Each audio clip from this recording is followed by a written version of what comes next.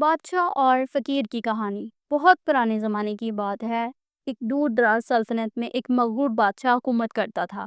اس کے پاس ہر شے تھی، اونچے اونچے محل، بے شمار خزانے، ہزاروں سپاہی اور وسیع زمینیں، مگر ان سب کے باوجود بادشاہ کی آنکھوں سے نیند اڑ گئی تھی۔ دن رات ایک ہی سوال اس کے دل کو لگا رہتا کہ میری موت کب آئے گی اور کیسے آئے گی۔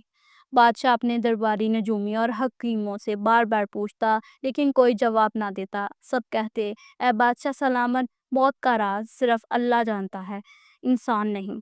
لیکن بادشاہ کا دل مطمئن نہ ہوتا، وہ دن رات بے چین رہتا۔ ایک دن محل کے دروازے پر ایک اجنبی فقیر نمودہ ہوا۔ اس کے جسم پر پرانے کپڑے تھے، مگر چہرے پر عجیب سا نور اور آنکھوں میں پر اسرار چمک۔ وہ مسکرا رہا تھا، جیسے دنیا کے سب راز اس کی مٹھی میں ہیں۔ اور پھر بادشاہ کا انجام کیا ہوا؟ کیا بادشاہ کو اس کے سوال کا جواب مل پایا؟